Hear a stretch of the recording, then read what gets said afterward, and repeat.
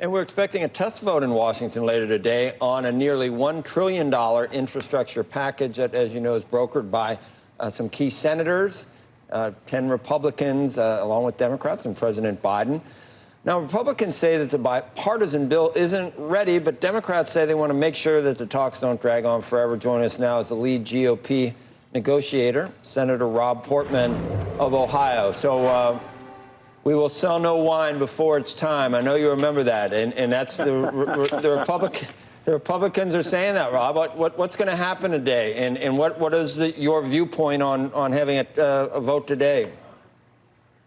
Well, we're just not ready. I mean, the bill is still being negotiated, and so yeah, we're not going to uncork the wine, and we're the little kings, Joe. So it's going to take a little more time, and we always knew that. I mean, for the last week, we've been saying there's no way we can pull this thing together by today. Chuck Schumer is the majority leader; he can set the schedule however he wants, and he chose to have the first vote today. We've told him we're not ready, so we're going to vote no.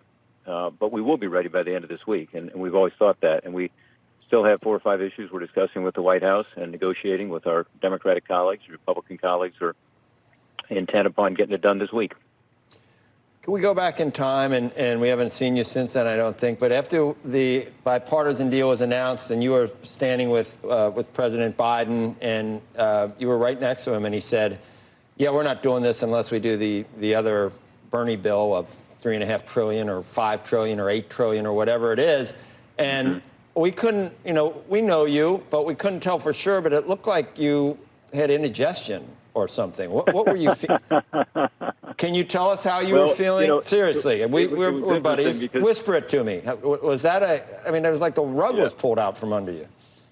Well, at that moment, everything was fine because it was 2 hours before he changed his mind and said that we were now going to have these two bills go together. Later, of course, he reversed course on that. Thank goodness, because they're totally independent. I mean, this is the infrastructure package that is built from the middle out. It's totally bipartisan.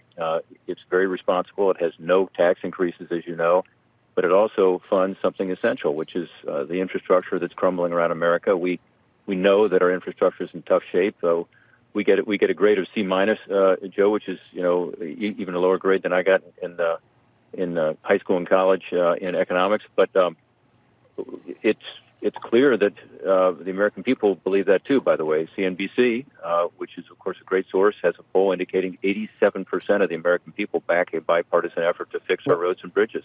There probably are some Republicans wondering why. I guess you just and the bipartisan group that you have honestly believe it's the right thing for the country to do it, because it does kind of, if you were cynical, it does kind of look like you're being played. I mean, you do $1 trillion, and you know what's coming right after that. So all the things that you negotiated to try to exclude are all coming in a reconciliation bill right after that. It's almost like a Trojan horse. That's not true, because here's what we've done. We got a $2.65 trillion infrastructure package from the White House. You recall that. And we looked at it, Republican moderates and Democrat moderates, and said, you know what, this makes no sense. So let's focus on the actual infrastructure, core infrastructure, and let's take out the biggest tax increase in American history. And that's what we did. So it went from, $1.65 trillion to a $579 billion bill over 5 years, which is what it is. No taxes at all, other pay-fors that are, tough to come by, but important. And, that's the bipartisan structure here, and it's great for America. It's an opportunity for us to figure out how to do something bipartisan. We can't do something bipartisan on infrastructure, Joe. I'm not sure what we can do, because this is something Democrats, Republicans alike support strongly. You're putting a stamp of approval on $5 trillion extra spending, or $4 trillion in extra. Just the opposite. So we changed the 2.65 to 579 over 5. And came up with an agreement with the Democrats that they would not double dip. In other words, whatever we put in this bill in terms of Speaker Pelosi won't do this, Rob, unless the other one gets done first. So it's still linked, even though President Biden says it's not linked. Well, it's not linked, not just with regard to the negotiators, but with regard to the White House and with regard to our leadership over here. It's totally unlinked. It has nothing to do with one another. They're going to go ahead with reconciliation no matter what, Joe, and they always were.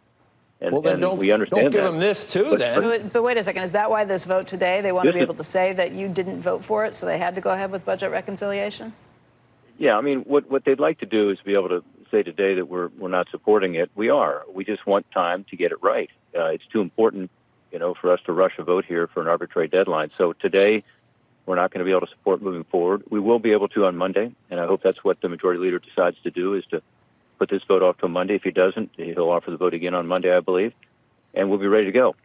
But this is great for America. This is good for the country. It's exactly what we need to do, not just to fix our infrastructure, but to give the economy that long-term economic growth that it needs. This is actually the opposite kind of spending. The economists who've looked at it, Doug Holtzik, and I know the AEI economists, have said that this is actually going to help on the supply side, not the demand side, meaning that it's actually going to be counter to the inflationary pressures that we're seeing right now. This is about long-term investments. This money is going to be spent over the next 10, 20 years for assets that are going to last for 50 or 70 years. This is about the Brent Spence Bridge, Joe, and it's about other long-term assets that desperately need help.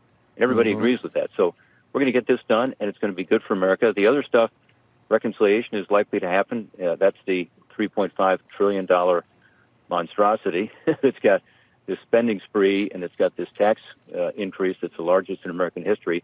No Republican's going to support that. And frankly, some of the Democrats on our panel, as you know, on the group that's working on this, are not wild about it. So if anything, this is going to help in terms of more skepticism about what's left.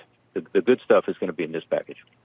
The Journal has a piece today, and they're talking about an independent analysis by the Committee for a Responsible Federal Budget put the $3.5 trillion bill actually at $5 trillion when you include all of the other. I think they're right. You probably saw that. So yeah, and those is that a lot of that is new entitlements. Right. Well, it has to do with everything Democrats have ever wanted for the last 30 or 40 years. So. Yeah. Is that going to be? Are Republicans going to be able to stop that? And do you think where do more moderate Democrats fit in, Sinema or Manchin or even others that might think that that's irresponsible? Well, again, Democrats are doing that one through what's called reconciliation, which basically just means they only need 50 votes instead of 6. You're going to try?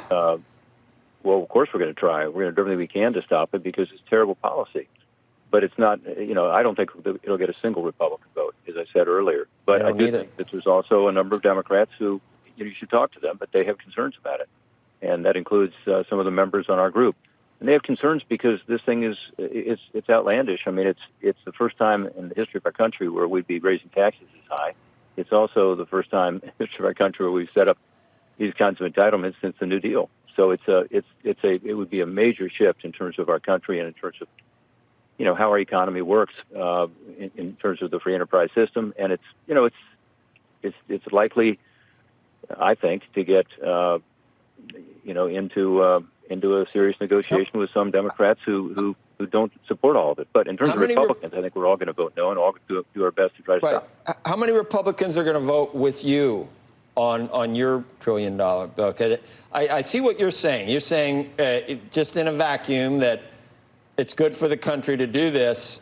Yeah. Whereas McConnell or maybe other Republicans are saying, knowing what's coming after this, why would you play ball? I think that's what they're probably saying. But do you think that's the right thing, and the other one's coming either way? So what are you going to do? Yeah, I don't know if it's playing ball. I mean, it's Democrats playing ball with us because this is.